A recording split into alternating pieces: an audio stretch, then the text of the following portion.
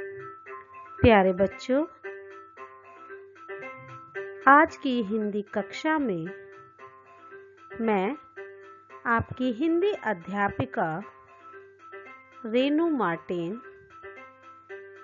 आपका स्वागत करती हूँ। आज हम कक्षा 3 विषय हिंदी प्रथम पुस्तक रचना प्रसून के पाठ 19 जिसका शीर्षक है निबंध लेखन के भाग 1 के विषय में पढ़ेंगे और इसे समझने का भी प्रयास करेंगे।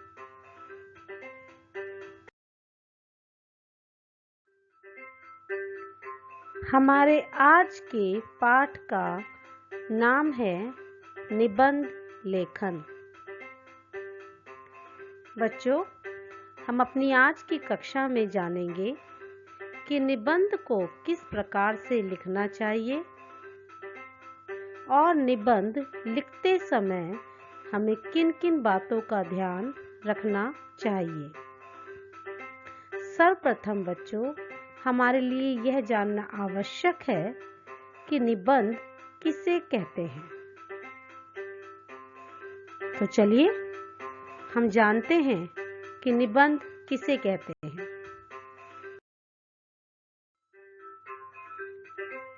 निबंध शब्द नि तथा बंध इन दो शब्दों के मेल से बना है। अगर हम निबंध शब्दों को दो भागों में बांटते हैं तो वह है नि तथा बंध। इसका अर्थ है पूर्ण रूप से गठित अर्थात बंधा हुआ। बच्चों, नि तथा बंध का अर्थ है पूर्ण रूप से बंधा हुआ। तो यानी निबंध का अर्थ होता है जो पूर्ण रूप से गठित हो या बंधा हुआ हो।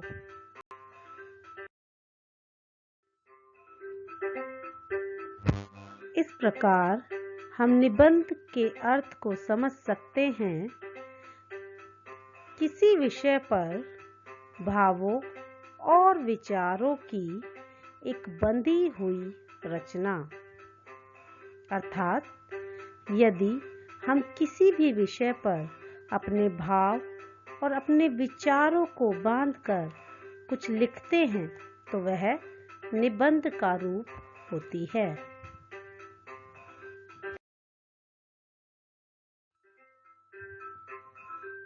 प्यारे बच्चों, निबंध लिखना भी एक कला है।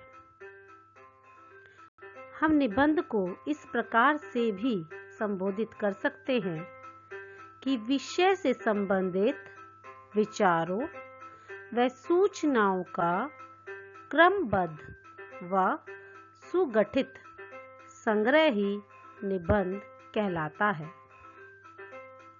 इसका अर्थ है यदि हम किसी भी विषय से संबंधित अपने विचार व सूचनाओं को क्रमबद्ध कर उनका सुगठित संग्रह करते हैं तो वह निबंध कहलाता है।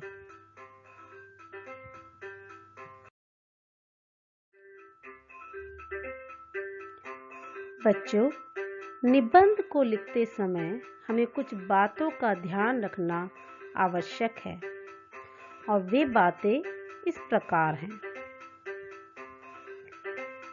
दिए गए विषय को अच्छी तरह समझकर उसके बारे में शांत मन से सोचना चाहिए। प्यारे बच्चों, हमें जिस भी विषय पर निबंध लिखना है, सर्वप्रथम हमें उस विषय को समझकर उसके बारे में शांत मन से विचार करना चाहिए। दूसरी बात जो आवश्यक है वह है मन में आए विचारों और भावों को क्रम से लिखना चाहिए। जब हम शांत मन से किसी विषय के बारे में सोचते हैं तो हमारे मन में जो भी विचार और भाव आते हैं हमें उन्हें क्रम से लिख लेना चाहिए।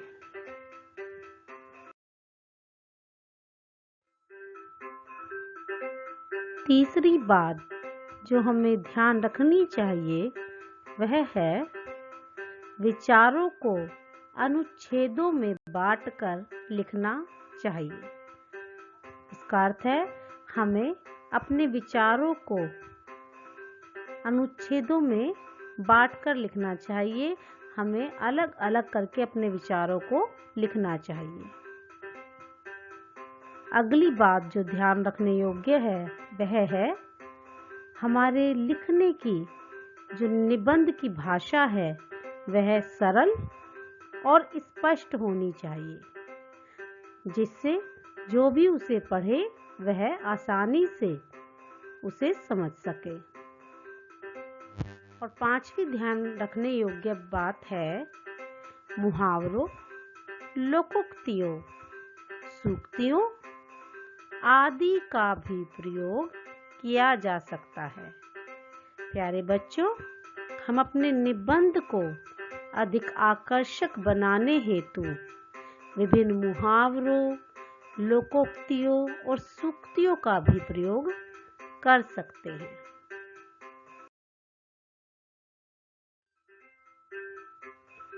प्यारे बच्चों, हमने जाना कि निबंध किसे कहते हैं तथा निबंध लिखते समय हमें किन किन बातों का ध्यान रखना चाहिए। अब हम आपकी पाठ्य पुस्तक में दिए गए कुछ निबंधों को पढ़ेंगे और उन्हें समझेंगे।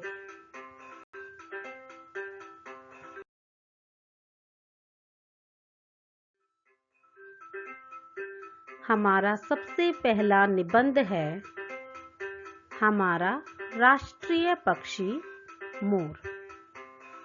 बच्चों, आप सभी जानते हैं कि हमारे भारतवर्ष का राष्ट्रीय पक्षी मोर है। अब हम उसके ऊपर एक निबंध लिखेंगे। ईश्वर ने अनेक सुंदर पशु पक्षी बनाए हैं। प्यारे बच्चों, ईश्वर ने जिस प्रकार हमें बनाया है उसी प्रकार बहुत से सुंदर पशु पक्षी भी बनाए हैं। उनमें से मोर सबसे सुंदर पक्षी है। अपनी सुंदरता के कारण ही यह भारत का राष्ट्रीय पक्षी है। मोर इतना सुंदर पक्षी है, इसी कारण से इसे भारत का राष्ट्रीय पक्षी भी बनाया गया है। मोर की गर्दन नीले रंग की पतली और लंबी होती है। बच्चों, यहाँ हम मोर के स्वरूप की उसकी रचना का वर्णन कर रहे हैं। मोर की गर्दन नीले रंग की होती है जो बहुत पतली और लंबी होती है। उसके सिर पर एक कलगी होती है जो मुकुट की तरह लगती है। मोर के सिर पर एक कलगी बनी होती है जो देखने में उसके मुकुट की तरह लगती है। मोर के पंख बहुत सुंदर होते हैं। इन्हें मोर पंख भी कहते हैं। जो मोर के पंख होते हैं वो बहुत सुंदर होते हैं, इसीलिए उन्हें मोर पंख कहते हैं। इसके पंखों पर रंग बिरंगे चांद बने रहते हैं। प्यारे बच्चों, इनके पंखों पर दूर से देखने से ऐसा लगता है जैसे रंग बिरंगे चांद बने हुए हैं।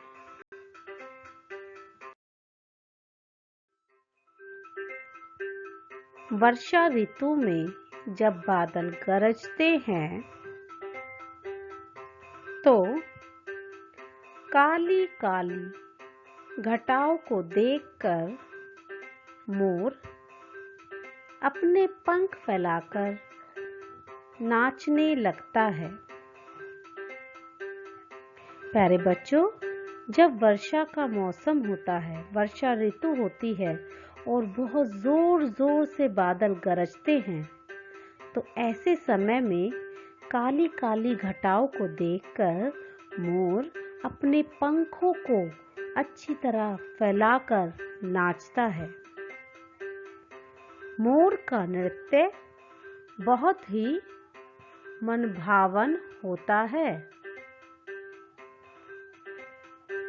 मोर जब नाचता है तो वह नाच बहुत ही सुंदर होता है। मोर अपनी सुंदरता से सबका मन मोह लेता है।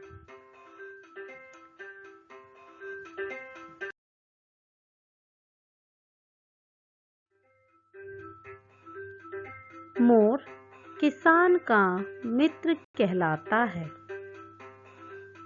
मोर को किसान का मित्र भी कहते हैं। यह खेत के कीड़े मकोड़ों को खा जाता है।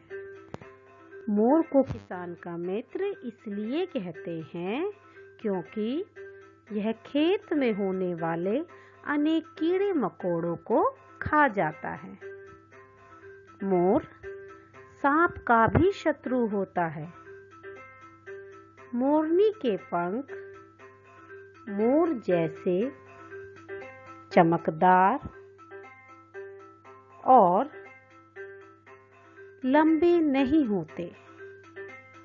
बच्चों, इस प्रकार हम पहचान सकते हैं कि मोर कौन सा है और मोरनी कौन सी है, क्योंकि मोर के पंख तो बहुत लंबे और चमकदार और सुंदर होते हैं, परंतु मोरनी के पंख मोर के समान लंबे और चमकदार नहीं होते हैं। सरकार ने मोर के शिकार पर पाबंदी लगा रखी है।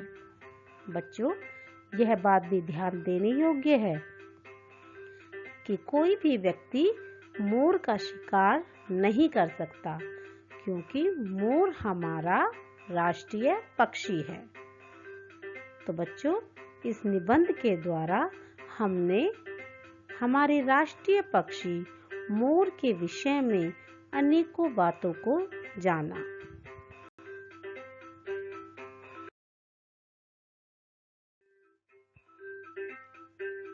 प्यारे बच्चों, हमारा दूसरा निबंध है प्रातः भ्रमण। प्रातः भ्रमण का अर्थ है सुबह घूमना। बच्चों, आप में से बहुत से ऐसे बच्चे होंगे और उनके माता पिता भी होंगे जो सुबह जल्दी उठकर घूमने जाते हैं। आइए हम इस निबंध के द्वारा जानें कि सुबह जल्दी उठकर घूमने से हमें क्या-क्या लाभ होते हैं। प्रातः काल का दृश्य बहुत सुहावना होता है। बच्चों, यदि आप सुबह उठकर बाहर निकलें और देखें तो आपको ज्ञान होगा कि प्रातः काल का दृश्य बहुत ही सुंदर होता है। इस समय आकाश का रंग थोड़ा लाल हो जाता है, तारे छिप जाते हैं, अंधकार दूर हो जाता है और पक्षी चहचहाने लगते हैं। प्रातः काल में आकाश का रंग लाल होता है और तारे छिप जाते हैं, क्योंकि सुबह सूरज का प्रकाश हमारी पृथ्वी पर पहुंच जाता है, जिससे अंधकार दूर हो जाता है और पक्षी चहचहाने लगते हैं।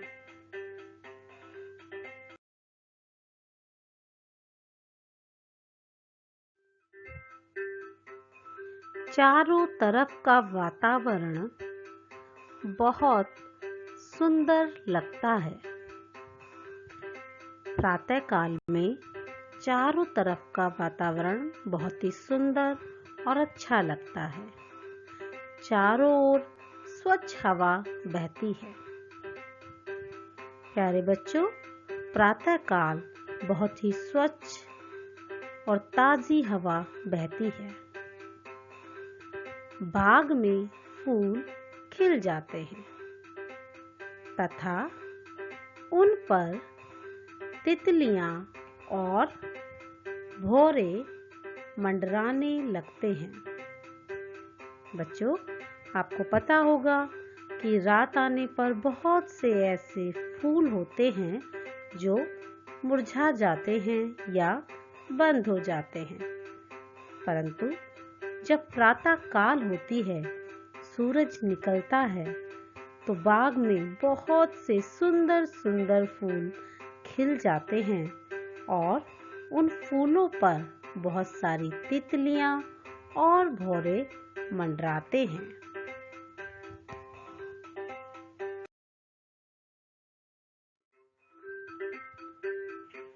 ऐसे समय में भ्रमण करना बहुत लाभदायक होता है।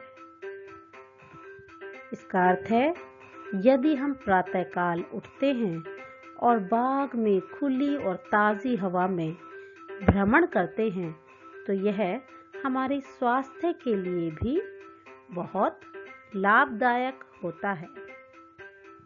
प्रातः भ्रमण से स्वास्थ्य ठीक रहता है। प्यारे बच्चों, ये तो अनेक डॉक्टर्स भी कहते हैं, यदि हम सुबह जल्दी उठकर घूमते हैं तो इससे हमारा स्वास्थ्य ठीक रहता है, यानी हम अनेक बीमारियों से बच जाते हैं। खुली हवा में भ्रमण करने से आलस्य दूर हो जाता है तथा शरीर बलवान और सुंदर बन जाता है। जो व्यक्ति प्रातःकाल घूमते हैं वे जल्दी बीमार नहीं पड़ते। बच्चों, आपने देखा होगा ऐसे बहुत सारे लोग हैं जो सुबह जल्दी उठकर घूमने जाते हैं। वे लोग इतनी जल्दी बीमार नहीं पड़ते हैं। अतः हमें क्या करना चाहिए? अतः बच्चों, हमें भी सूर्य निकलने से पूर्व उठकर किसी पार्क, बाग या खुले स्थान में प्रतिदिन सैर करने जाना चाहिए। बच्चों, यदि आप भी चाहते हैं कि आपका स्वास्थ्य एकदम ठीक रहे, तो आपको भी सुबह सूरज निकलने से पूर्व ही उठ जाना चाहिए और अपने घर के पास किसी पार्क में, किसी बाग में या किसी खुले स्थान में प्रतिदिन सैर करने जाना चाहिए। इससे आपका स्वास्थ्य बिल्कुल ठीक रहेगा।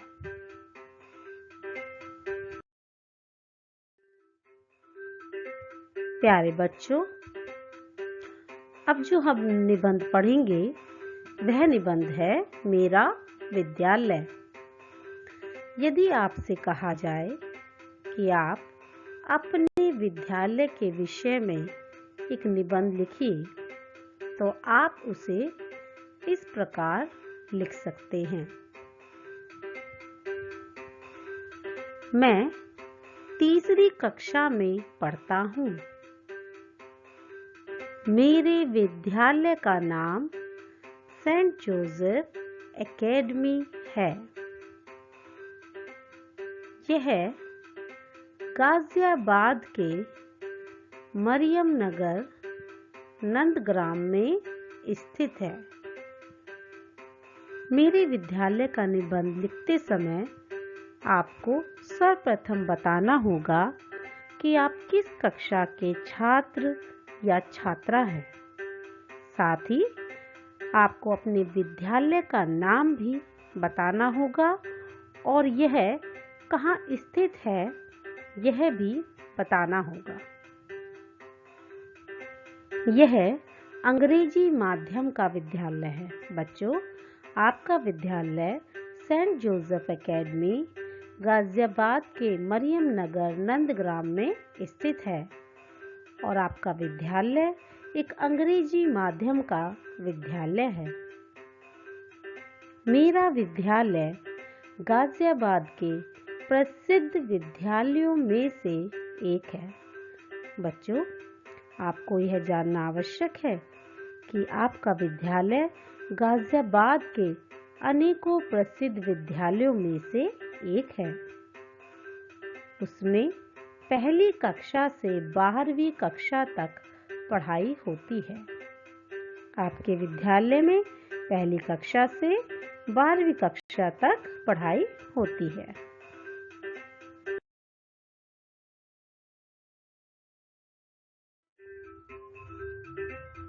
हमारे विद्यालय के कमरे बड़े बड़े और हवादार हैं। हमारे विद्यालय में एक सुंदर बगीचा है जिसमें अनेक फूल खिले रहते हैं। बच्चों, हमारे विद्यालय के जो कक्षा कमरे हैं वो बहुत बड़े बड़े हैं और उनमें अनेक खिड़कियां हैं जिसके कारण वे बहुत हवादार भी हैं। हमारे विद्यालय में एक सुंदर सा बगीचा है जिसमें अनेक फूल खिले रहते हैं। यहाँ एक विशाल खेल का मैदान है जिसमें बच्चे विभिन्न खेल खेलते हैं और हमारे विद्यालय में एक बहुत बड़ा सुंदर सा खेल का मैदान भी है जिसमें विद्यालय के सभी विद्यार्थी अनेक प्रकार के खेल खेलते हैं।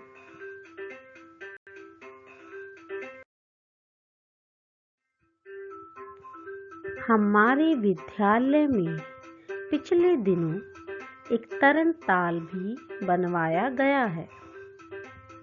हम उसमें तैराकी सीखते हैं।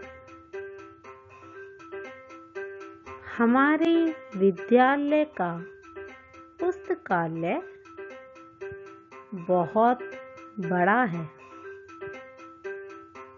इसमें हजारों पुस्तकें हैं। हमारे विद्यालय में एक बहुत बड़ा पुस्तकालय है जिसमें बहुत सारी अलग अलग पुस्तकें हैं।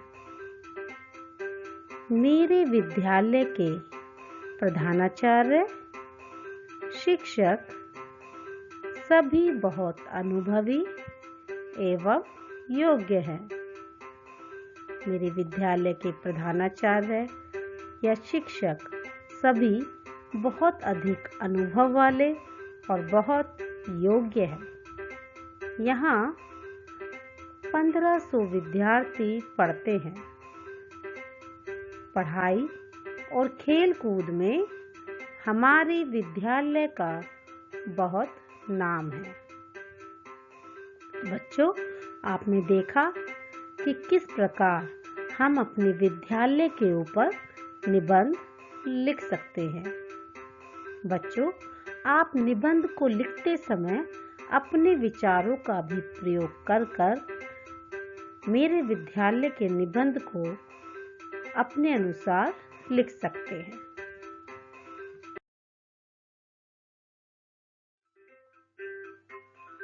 प्यारे बच्चों, आज की इस वीडियो के माध्यम से हमने जाना कि निबंध किसे कहते हैं और निबंध लिखते समय हमें किन किन बातों का ध्यान रखना चाहिए। आज की वीडियो में हमने कुछ निबंधों के विषय में भी पढ़ा। मेरा राष्ट्रीय पक्षी मोर, प्रातः भ्रमण, और मेरा विद्यालय। हम अपने इस पाठ की आगे आने वाली वीडियो में और निबंधों को पढ़ेंगे और उन्हें समझेंगे। अब हम आपको गृह कार्य दे रहे हैं। निबंधों को पुनः पढ़कर उनका अभ्यास कीजिए और निबंधों को याद कीजिए।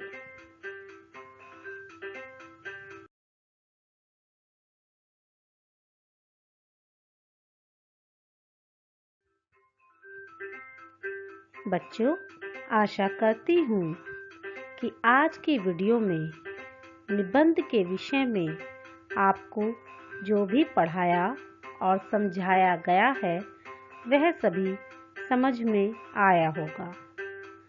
आप इस वीडियो को दोबारा देखें और निबंधों को लिखने के तरीकों के विषय में पढ़ें और समझें। धन्यवाद।